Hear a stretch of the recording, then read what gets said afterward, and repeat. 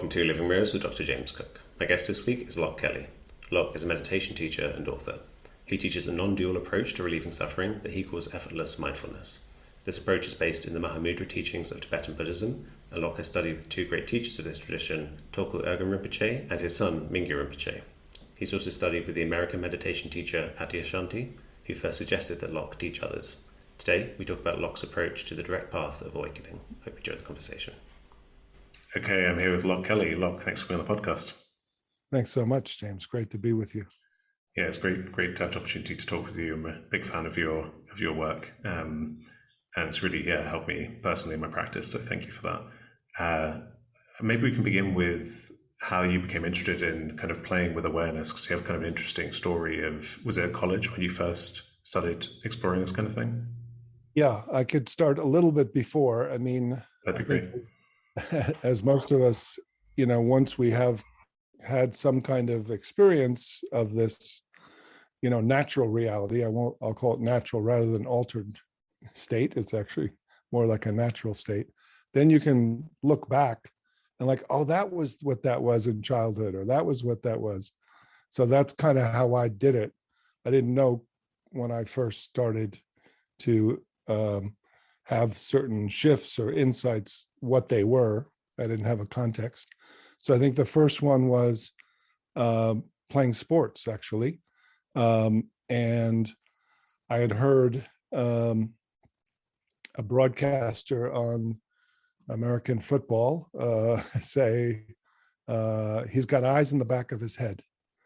And I was playing ice hockey goalie at the time. And I said, oh, I know what that means. That isn't seeing anything behind you, but it's kind of what I do. I open my peripheral vision, and then I kind of keep going around 360 degrees, and then I drop into my body, and then I feel like a cat. And so I started to, after hearing that, say, oh, let me intentionally do that and see what that's like. And it would take me right out of my chattering mind and conceptual thoughts into my body, but into what we know now as kind of in the zone or a flow state,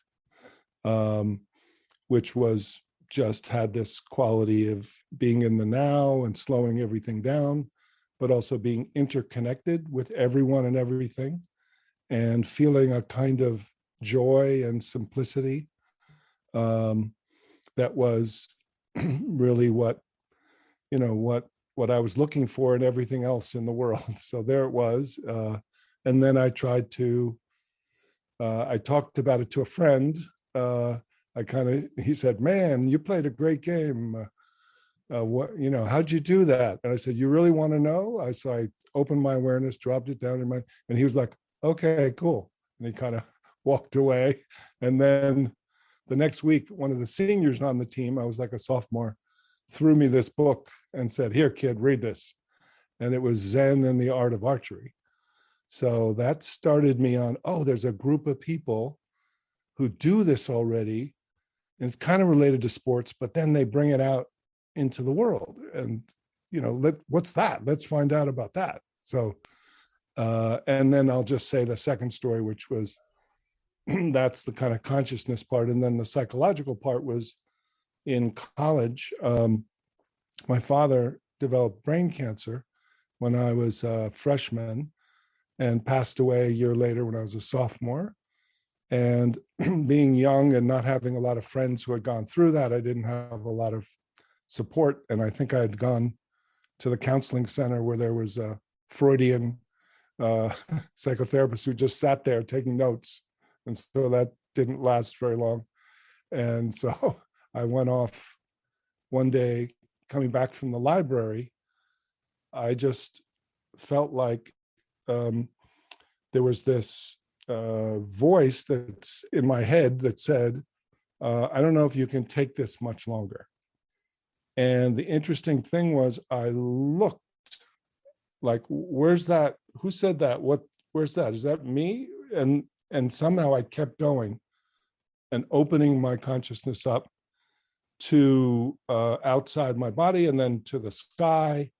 And all of a sudden I looked up, it was a beautiful winter night sky, clear. and but I felt connected and then kind of supported, and I was able to kind of start to cry and laugh, and it felt like what I had been containing in this grief and repressing and trying to figure out with my mind and try to get on with it and do all the positive thinking, and had kept me in this battery of this body and mind. And it opened me to some other dimension of consciousness that was even more consciousness and psychology and compassion and connection. Yeah. Yeah, and that's the thing I've really found value in particular in your work is the synthesis of the kind of the non-dual. Well, it's not so much a synthesis; it's taking the non-dual, but instead of a self-transcending way where you're escaping all of a kind of spiritual bypassing approach, instead it's really feeling into the kind of the relativistic, the psychological, the embodied. And for me, I had a kind of profound awakening experience as a teenager, but then for over a decade was living in the first mode, I would say, in a kind of not coming into my suffering, not releasing, grieving, all of those healing processes. And it was really at a time when I was discovering that for the first time that I came across your work, and yeah, it really resonated as a kind of just a very wise. I mean, you can read in your work that you've been synthesizing these things from the beginning, as you've just described. So yeah, I very much appreciate that. But maybe before we jump ahead to that, if we could, I mean, I'd be interested to hear what your kind of formal training was like in kind of meditation, because I think, did you train in kind of Tibetan practices, but also Zen and a few different things? Yeah, I mean, just the short history of it is, just starting with that book. Then I went off and did TM at 16, so very early. Had a kind of a nice experience, but continued on during college, went up to do a Zen retreat in Rochester with this guy, Philip Kaplew, but found it a little too restrictive for my body and style and just didn't quite match. So, but continued to have these experiences and curiosities, and kind of the result of that experience that I first described of having that opening after my father passed away and opening to grief. I was in college and I said to myself, okay, so this is kind of what I'm interested in now. What else would I do instead of this? So it led me to feel like, okay, let's go explore. But I was more of a science or non-cult, so I didn't join any groups, or I didn't take anything at face value. I was always curious and wanted to do the experiment and experience what is it you're doing and how you're doing it, where are you getting, and why, what gets in the way. And so I went on to graduate school at Columbia in a joint degree with clinical social work and comparative spirituality, psychology and spirituality. And after the first year, I was thinking about leaving, but then there was a fellowship to Sri Lanka, India, and Nepal. So I went off and did 9 months of Vipassana insight meditation and studied at a university with, I'd come down the hill and do a class. And then during break, I'd do a longer 10-day retreat, 21-day retreat, went off to a Kenda monastery for a retreat.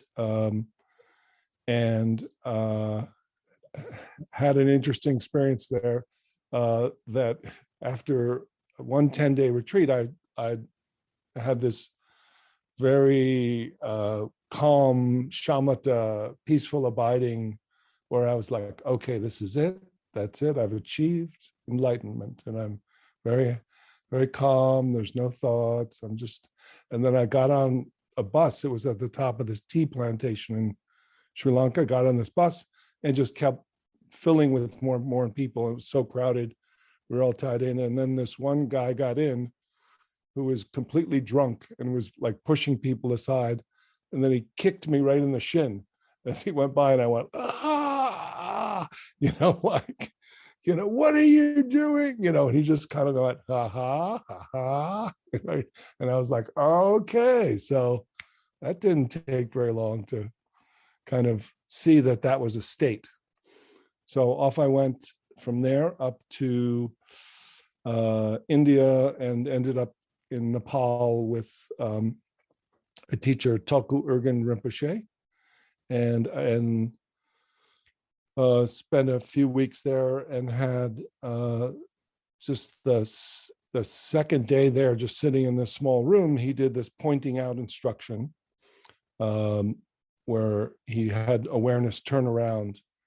And within that 3 minutes, I felt the same way I did at the end of a long retreat, except I was more embodied, more fluid, and open-hearted, and open-eyed, and so I felt like, oh, this is something that I'm going to continue to find out about. So I stayed with kind of that direct practice, Dzogchen, and ended up more in Mahamudra, which is pre-Tibetan, and has a few more kind of uses more of a looking method or inquiry method than a resting method. Dzogchen can be like a resting back. Zen can be, in one tradition, is more resting, and the other is koan, more inquiry. So I continued to study kind of direct path. And fortunately at that time, a lot of the texts were being translated from all these different traditions. So I started reading and studying, and then I would go and practice, and then I'd compare the practices in my own.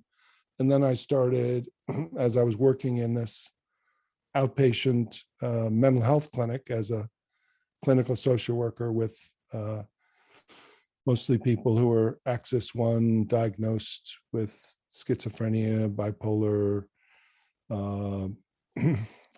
and living in halfway houses. They'd come to the clinic, and if they often wouldn't come, so I'd have these free time, so I'd look out this window, and I started reverse engineering all these practices. Okay, so I can get here, now I'm embodied, open-hearted, interconnected. All right, let me see if I can lose it.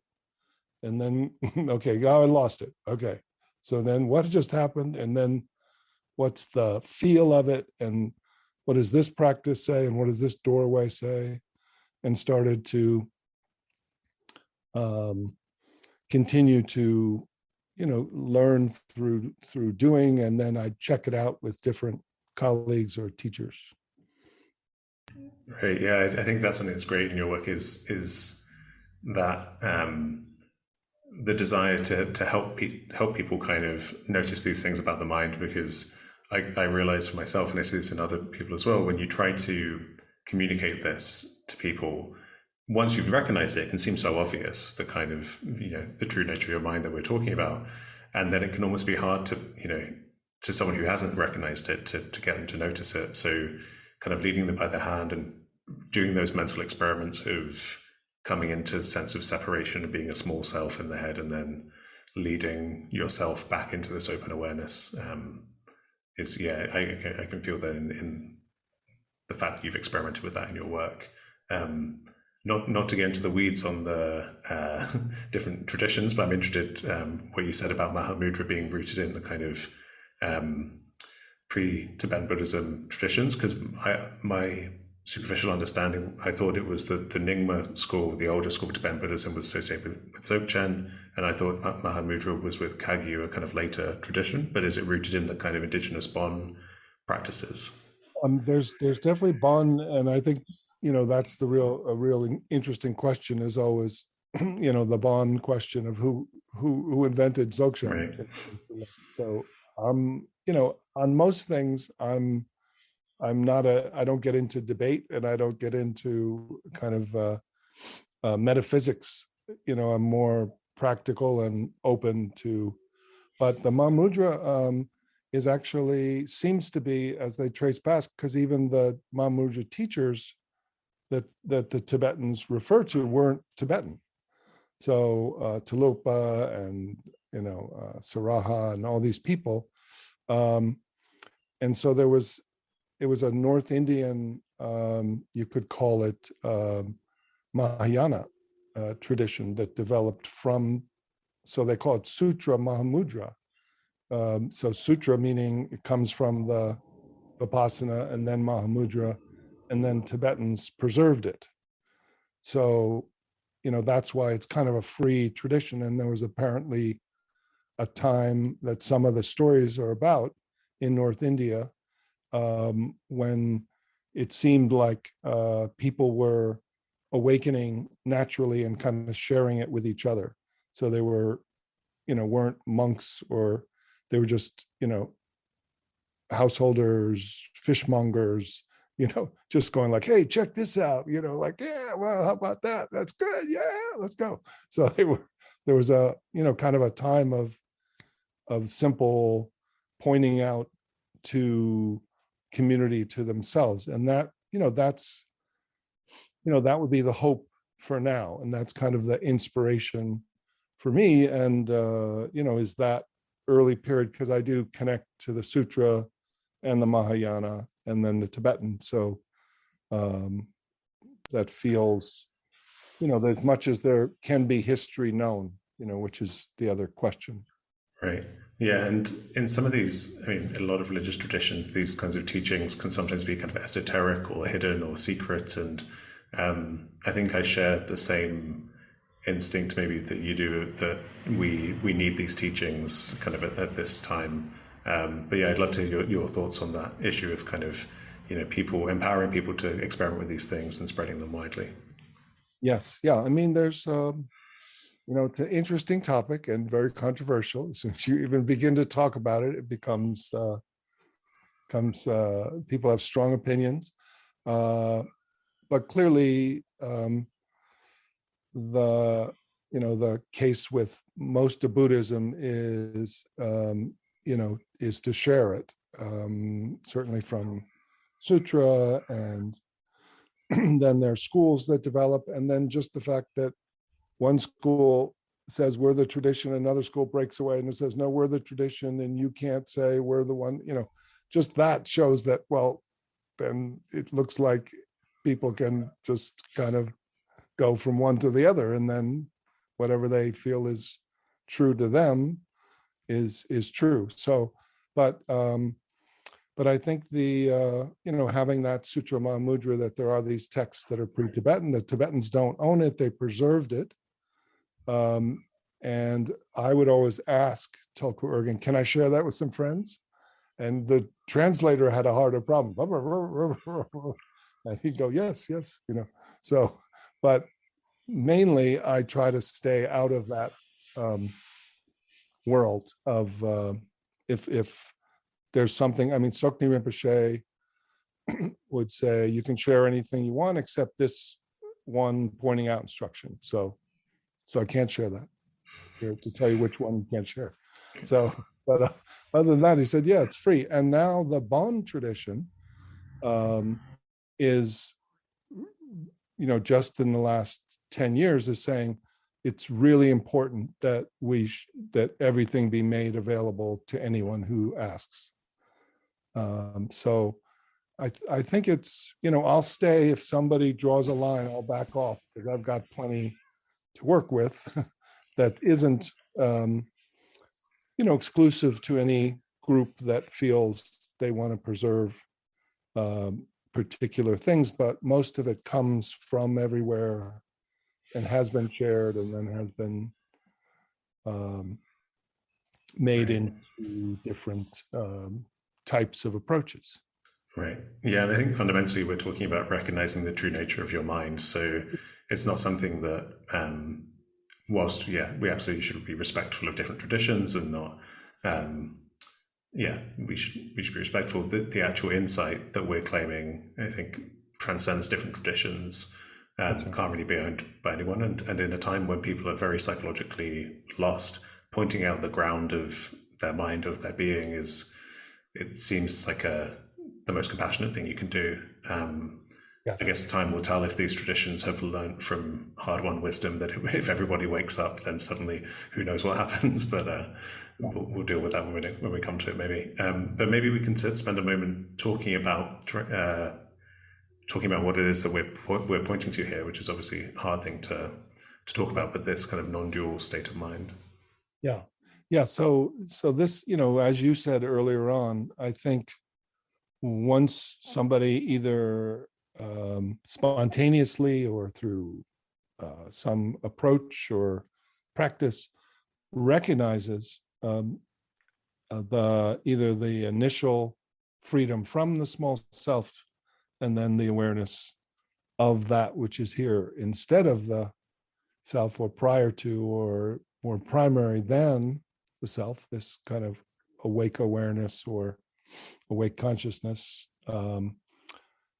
then it's said to be simple. It's like,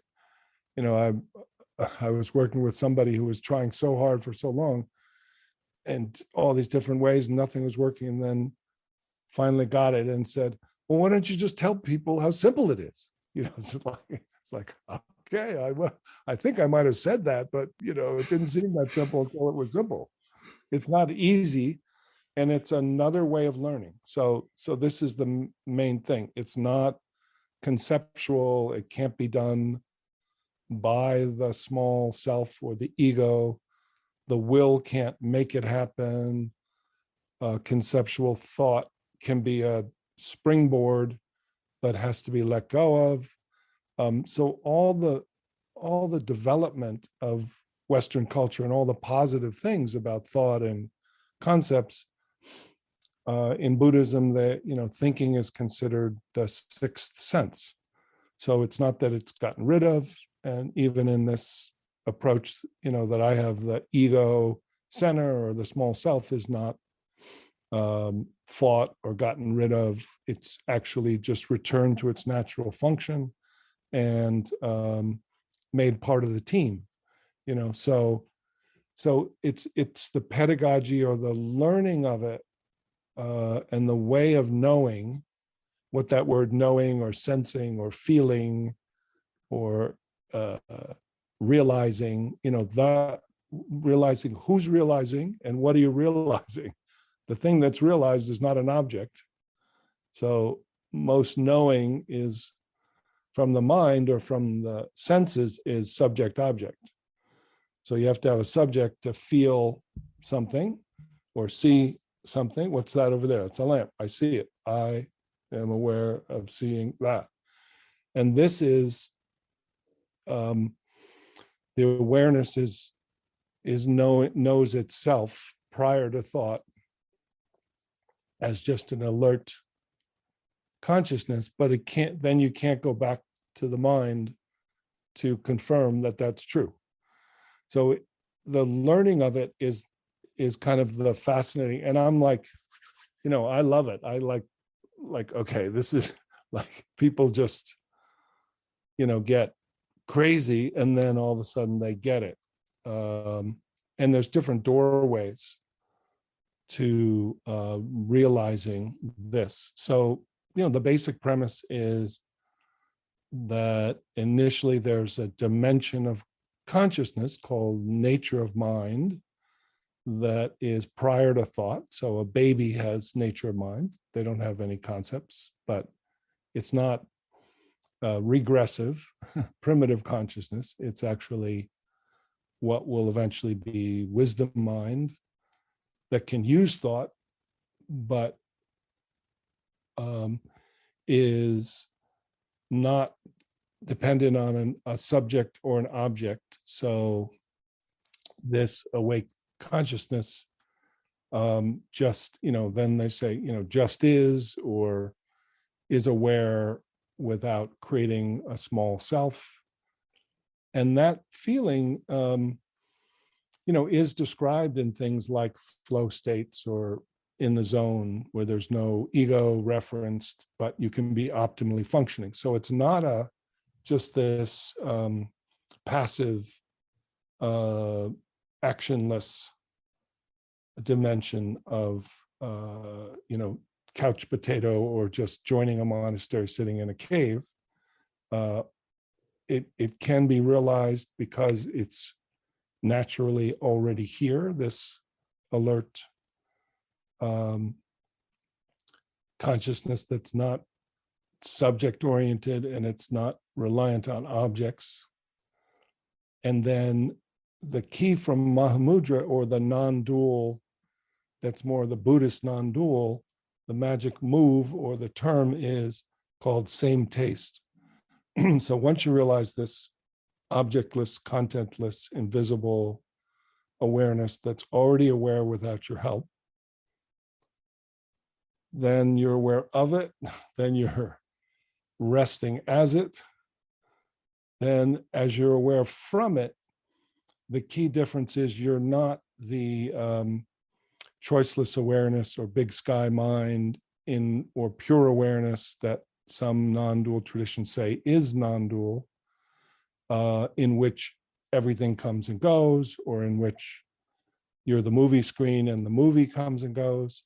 So the pointer is that as this pure awareness, it's arising as waves and particles. It's arising as sensations, vibrations, energy, thoughts, feelings, sensations are made of the invisible awareness that doesn't come and go, that arises as that which comes and goes. And so that capacity is so much bigger. And then there's this interdependent field that is like an ocean of awareness that arises as thoughts and parts of you, and then as your body, and then as the world, so that you're perceiving. So it's not a philosophy, it's that you're perceiving multidimensionally. So you do continue to perceive that you're a physical creature that needs food and can bump into things. And then you're just adding a little, I say 51% primacy of awareness that's arising as energy that then comes into form. And that is hopefully not just a lot of words that we're listening, but Right. attempt to just say it with some common language, and yet crossing that line to talk about what may not be known yet. Right. And I think the concept of one taste is I find a useful one, when it comes to pointing out to people that the sensations that we think of as arising from within us and those that we think of as arising from without us are both arising in the same awareness. And so, I think something I find kind of useful is when toggling into this state, I feel that typically if I hear the sound of birdsong outside the window, there's this very vivid spatial relationship where I'm, in my head, and the birdsong is at a particular direction and a particular distance. And then in the non-dual state, it feels very much like the birdsong I'm as intimate with it as I am with my bodily sensations. It's all intimately here in awareness. But then, as you say, that's one perspective. But then at the same time, you're not going to be very functional if you just try to live in that mode and you have no awareness of where your body is. And so there's this coming into the embodied approach as well, and navigating the world, still living in the world. And I think that's something that comes across really well in your work, is the balance between the two. And awake awareness has this kind of its own intelligence, right? It's, as you say, it's not that you're just going to zone out, and because you're not thinking egoically, you're not going to be able to navigate the world. You are still going to be able to function. Yeah, that's why I do like the flow consciousness, or being in the zone, because it has the quality. So sometimes I'm thinking of it as almost like on the subtlest level, like behind you and within you and in front of you. But let's say behind you is the awareness that has your back. Then it arises like an ocean of awareness as you. Then you have all this inner psychology, but you're aware from the field of awareness, and then in front of you isn't just a meditator sitting, but is flow consciousness that's actually optimally functioning from the nature of mind, that has this implicit memory, meaning all the conditioning of language and walking and talking and relating and creating is programmed in. And now who is it appearing to is the internal question, and then who's driving this, the self-driving vehicle with the capital S, what's that's able to trust that once you get a feel for the functional quality of awake consciousness, it's not just a passive state. There's an intentionality or a ability to use language, move your body without creating a small manager that is the transitional object or transitional subject, actually, of our development. So this is the sense that this is a kind of a next natural stage of development. So I don't even have to talk about evolution as a bigger thing. I'm just saying, like, just look at your own human development. You're pre-verbal, and then you develop this conceptual self where you are dependent on your caretakers, and then you develop independence. So you need this independent, functional, that's a red light, that's a green light. It starts to become dominant. Once that's programmed, you can upgrade to this, what is awareness embodied and then really open-hearted. So that's the little extra difference than just flow consciousness, is there's a little feel in the, of what's called bodhicitta, or what I call the fabric of love.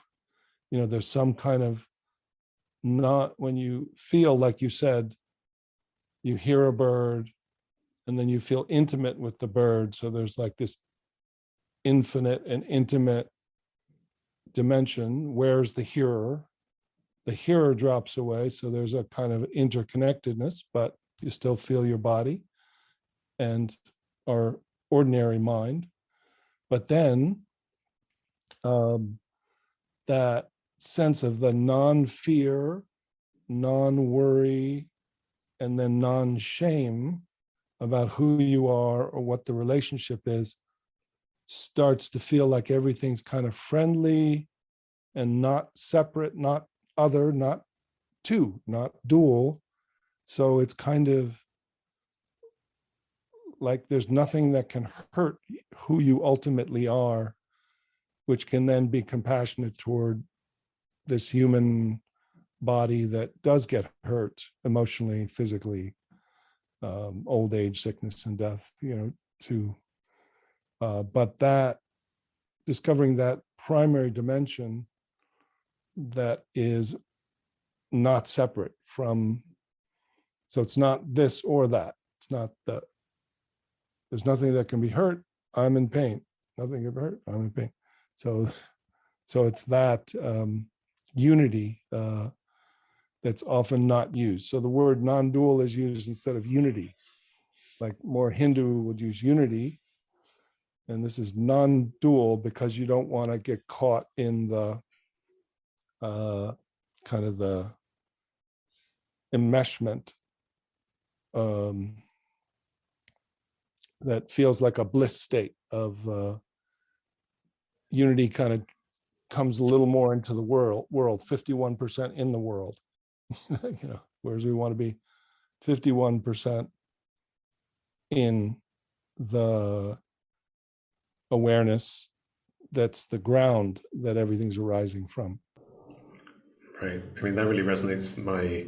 My experience was, before I did any kind of work on kind of psychotherapeutic work, I would be toggling between the kind of the center dropping out and a kind of wide non-dual awareness where there's no suffering, and then collapsing back into a self that was suffering, that felt like it was located in the head.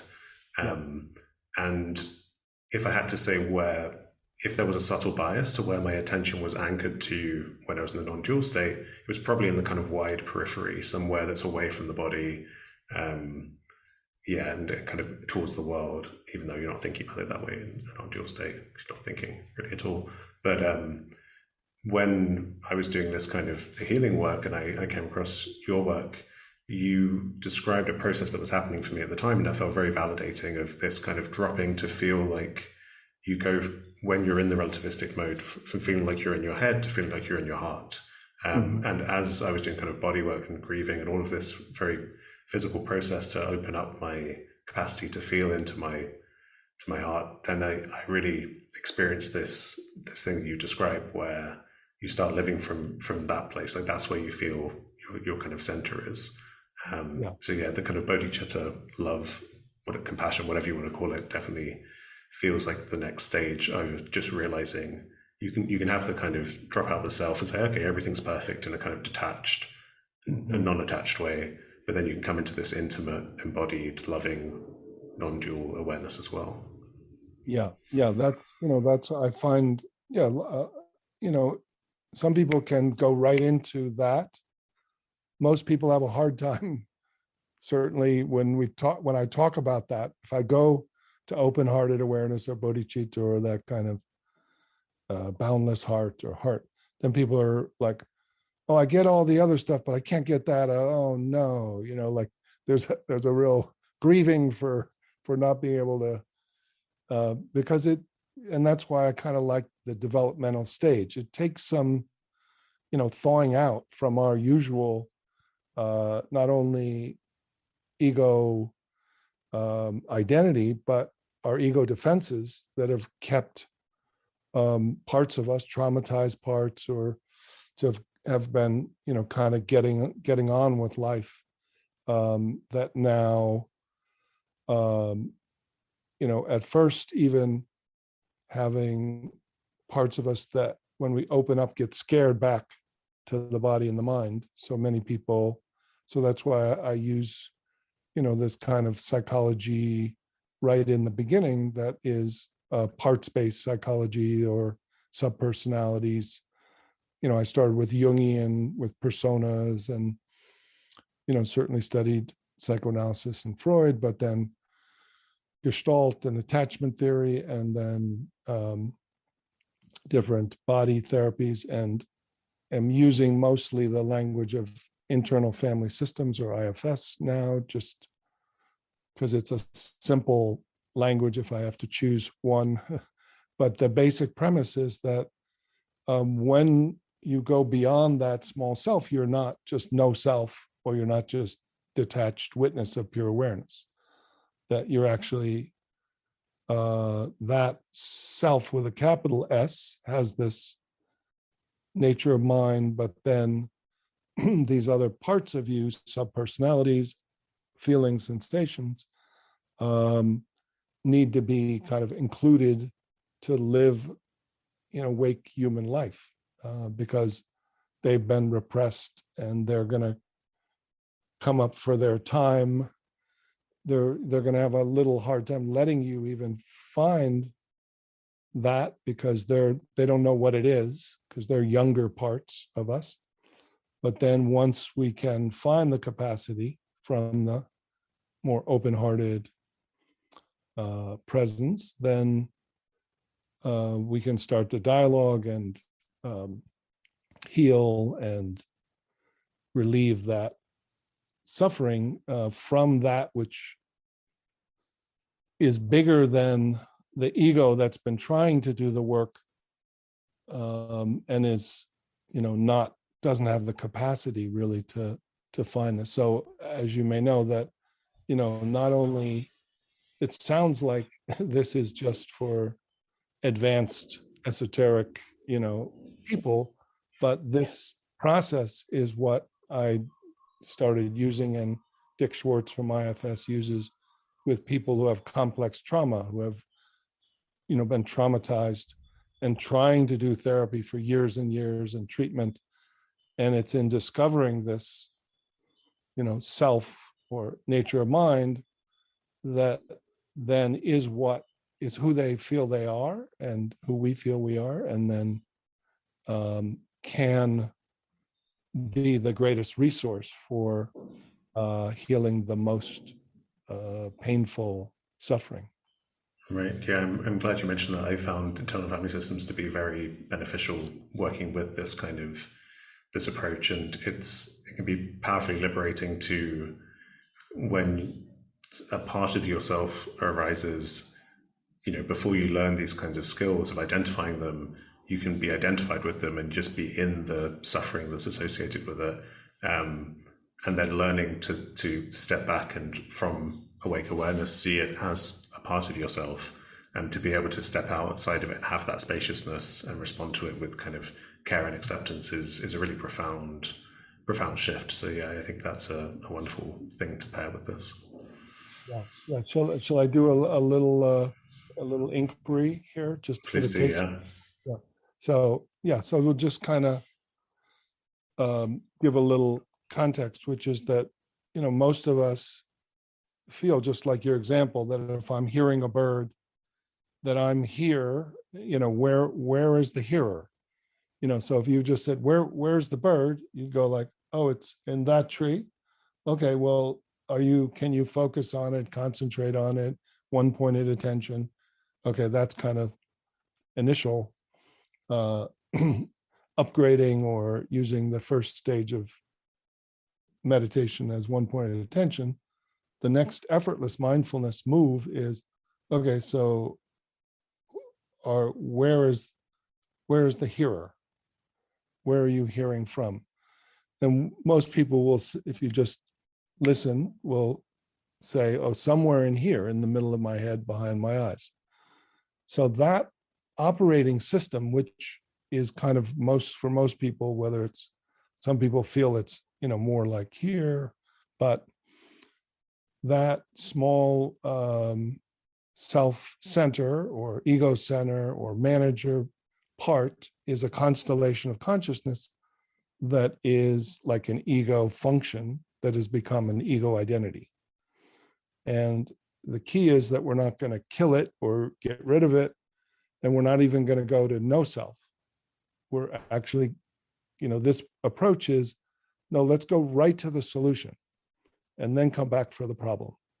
So the premise is not to be believed, but the premise is there's an awake consciousness that was here prior to thought, prior to ego development, that's here now, that's capable, knowing, alert, and that can use thought and is what's moving us anyhow. Let's just shift out of that smaller operating system into the larger or the more subtle, really, and then include everything and then welcome everything. So the strange thing is, in order to solve our problems of suffering and things in the world, we have to upgrade the problem solver, let go of the old problem solver, which is trying its best from a limited capacity to, do things right and replace, negative thoughts with positive, and manage anxiety and internally, and then do stuff outside to have survival and be happy. And the sense is, well, what if you could upgrade to that which is already calm and not worried, and then you could, the key is operate from there to solve issues or problems. So this question that we're going to start with and do a little series is not about spiritually bypassing or having no problems, but it's about upgrading so that we can deal with whatever is arising. Yeah. So here's this inquiry. The premise is that there is this feeling of open mind or open heartedness that's not thought-based, that's aware and alert. And so the question is, you can understand with your mind and then look with awareness. What's here now when there's no problem to solve?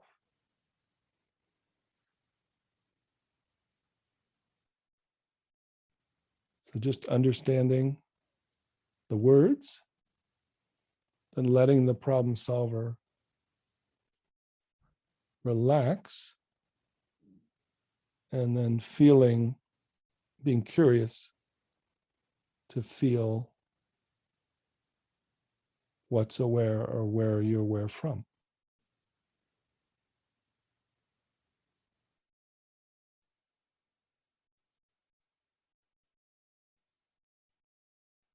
So just noticing what's here now, just now, not going to the past, not one moment into the future, not even trying to remain in the present. What's here now, and there's no problem to solve. And then what's it like to rest as this? Just being this.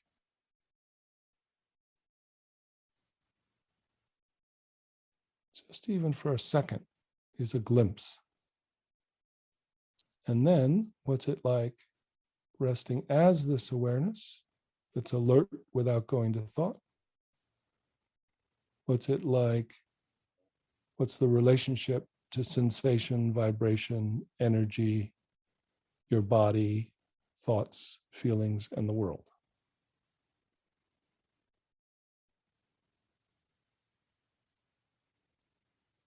So more like an ocean of awareness that's arising.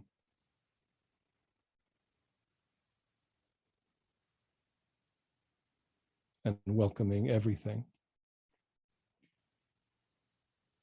So where is the hearer?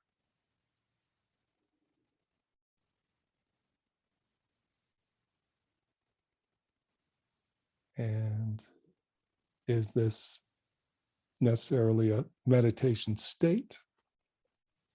Or could this be more of the natural mind to which other states are welcome?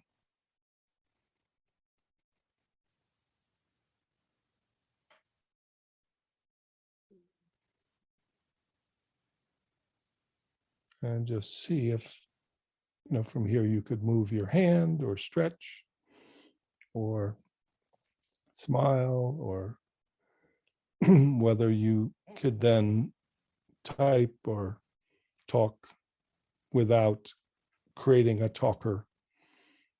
So learning to not just be aware of it, as it, then from it, then have it take you for a walk, and talk, and doing from being. Yeah. Yeah, I find that to be a particularly powerful inquiry. The thing you said of what's here now and there's no problem to solve. It feels like a very clever way to prompt people, to invite people into this state of just being, or just looking at what's going on. And I notice it in myself when I toggle into that state.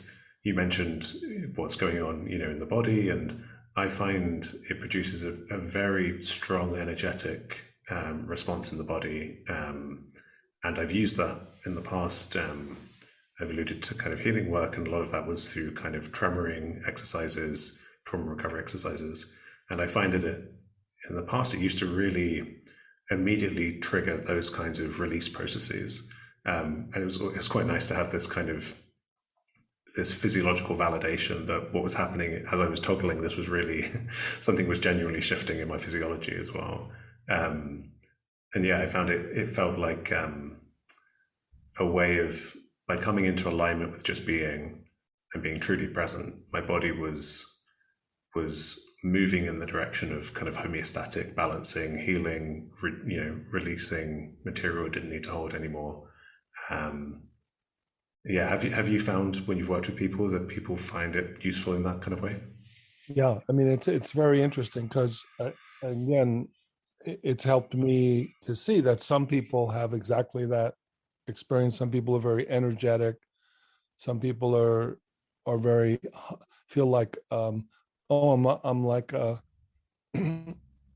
invisible, hollow reed. They feel like, oh, finally, and then some people feel like there's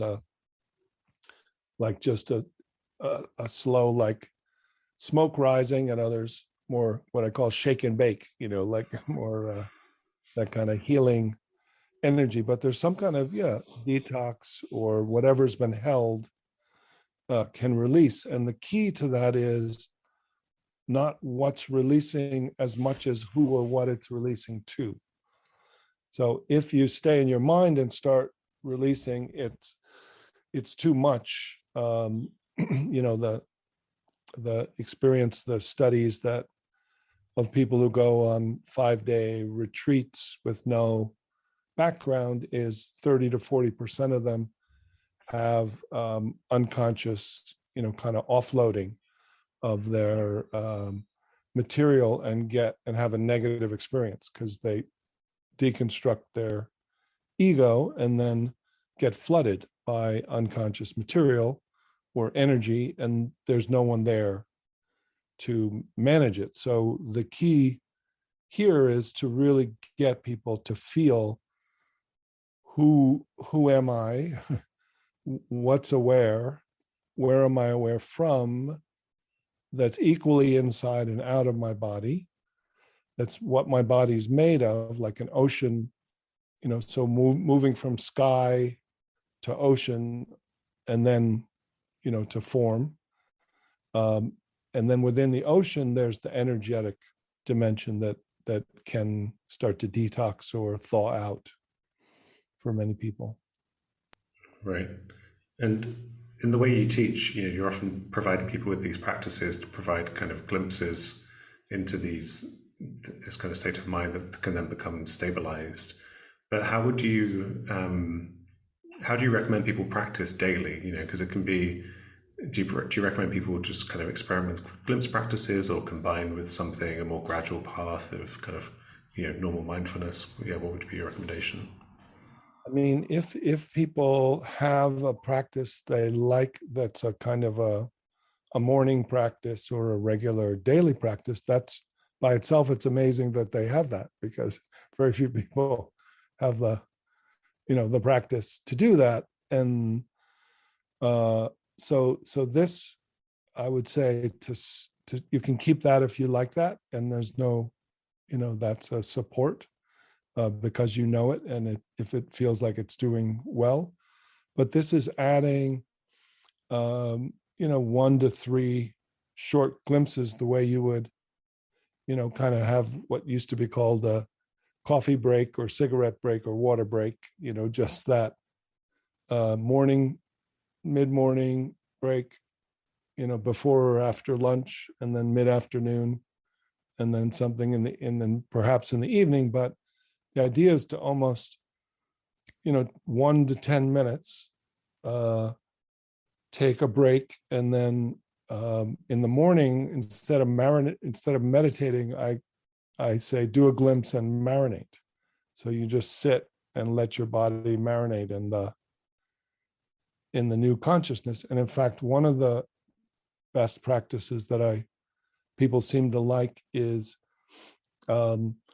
when you wake up in the morning, hit the snooze alarm for 5 minutes, roll over on your back, and do a glimpse as a transition from sleep to liminal state to your agitated mind that starts making lists and worrying about the day. So you do the glimpse, you get into, bodhicitta, or awake consciousness embodied, and then get up out of bed and go about your day. And you've kind of made this transition from sleep and dream, which are the, big consciousness states, to waking state. And you have this in between, or you can get up and then do a morning meditation. But the glimpses or the micro meditations are done during the day. So you're in the midst of work or in the midst of activity. So you get agitated or stressed, and then you're not just de-stressing by treating the symptoms, you're really like treating the root cause of the identity that's agitating you, to upgrade it and then show that you can actually work and talk and relate from here. So, I mean, I've developed this new online platform that has daily glimpses that kind of is a new one every day, and then has some podcasts and some, but mainly advanced courses and stuff like that. And eventually, in the next couple months, it'll be an app as well for people who want to use their phone. But right now, it can be used on website or phone.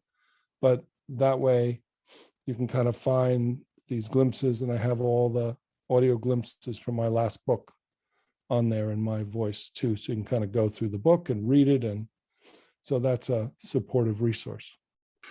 I'll look forward to that, because I went through your last book. Was it Shift into Freedom, your last book? No, Yeah. the Way of Effortless Mindfulness. Oh, right. I have that one as well. But I went through Shift into Freedom kind of with the chapters, making a note of which chapters had the glimpse practices. So it would be nice to have them all in one place on an app. Yeah, that'll be great. And yeah, you teach about kind of how people can go from recognizing this to kind of stabilizing it. Perhaps you could kind of share what that path is like for people. Yeah. So I mean, in some ways, that's really the sense of what my my favorite part is, or what I feel like I'm focused on, because I love introducing people and beginners, and but I really feel that this isn't just a joining a monastery, going to a cave, or just having stress relief oriented or philosophical understanding. That this is a physical, nervous system, brain, mind, body, emotions, relationship, living as if it's a next stage of development. The difference between a 2-year-old and their consciousness, and how we're dealing with things then, and then teenager, and then young adult, and then this is kind of the opportunity to upgrade to this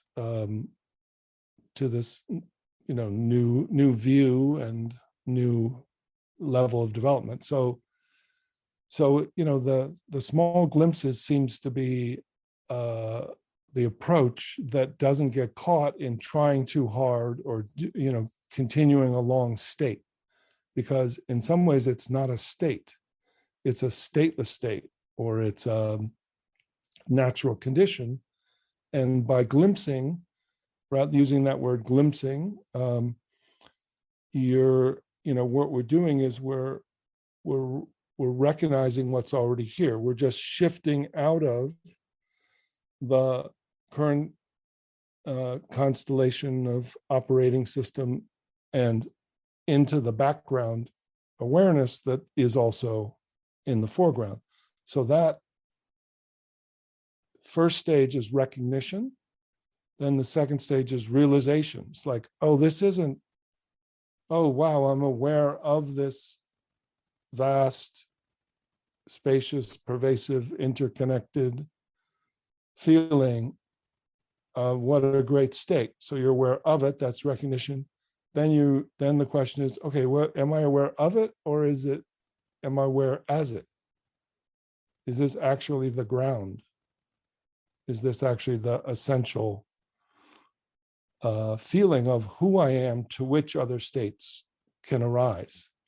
So then you realize that background realization of, ground of being, whatever that, when people have that realization, that can be in itself the biggest relief, because it feels like the realization shows itself often as, oh, everything's okay. Like, I'm ultimately okay. So it relieves this existential threat or primordial anxiety by going deeper than any shame or even animal fear of death, to this subtle, pervasive well-being, but even that word is, innocence, but it has something to do with interconnected and timeless and here, but that realization is key, and to be able to then learn to return and train to remain, right? So the first part is the glimpsing. You're gonna lose it, and then the suggested saying is, when you pop back and get like a magnet, which is going to happen because the other habit's so strong, is no big surprise, just re-recognize. So not judging yourself for being back in your small self, just, oh, okay, of course. And then now, no big surprise, just learn to re-recognize. So learning some method of one of the glimpses or the styles of this approach that has different doorways for different learning types to return, learn to return, and then train to be realized. And then the next stage is kind of abiding, or just being that, and then expression. So then the key is almost fairly quickly, because once the operating systems become familiar, then to kind of take it into flow, into action, into relationships, like right away.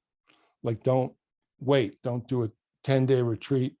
And then, most people report, by the third day back at work, it's like, oh, I got to go on another retreat. So this is like, mix it with activity and then lose it, no big surprise. See if you can return. Even while you're talking to somebody, you get triggered. What are they saying? Are they, like, okay, oh, I'm caught in that. Oh, there's a part of me that just took over. Oh, okay, well, thank that part for being protective. Step back, drop down, include that part. Now listen to the person. Oh, yeah, right. Okay. So learning this, navigating your own consciousness, once you learn, as you can see, there's the unique thing is this, that awareness can move, this type of inquiry, or this,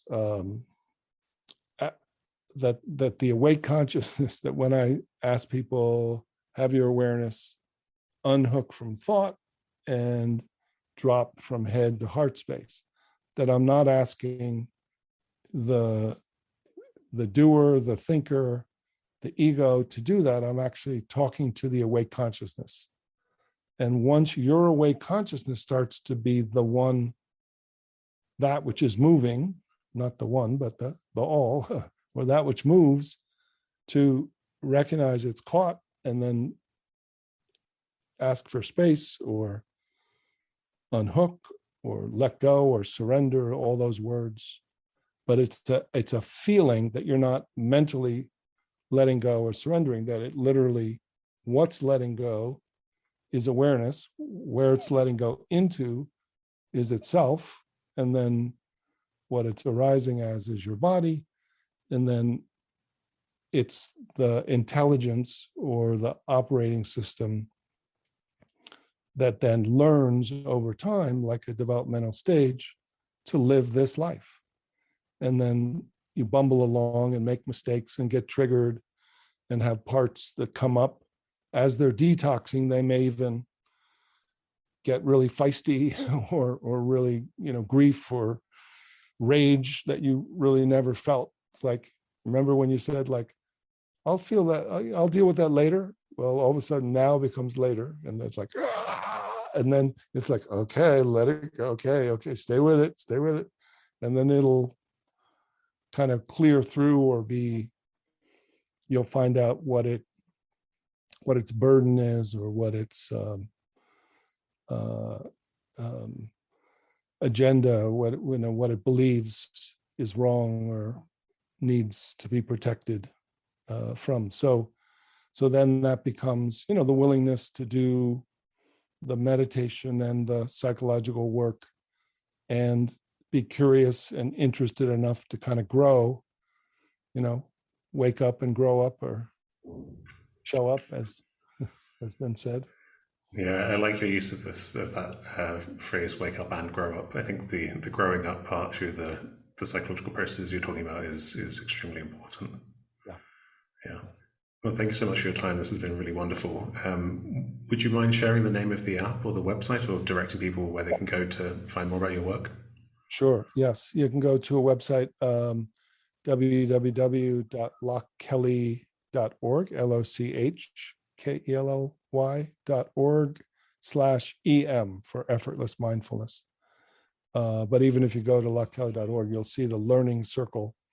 And there's even small groups that are forming in different areas, in different time zones, 4 to 6 people that meet and practice on their own and have discussion groups, because, it's really not a guru method. It's, it's learning and sharing with each other. So hope those who are interested will give it a try. Yeah, I'd highly recommend people check out your work. It's really great. Thanks so much, James. Yeah. Really. Thank you. I've really enjoyed it. Okay.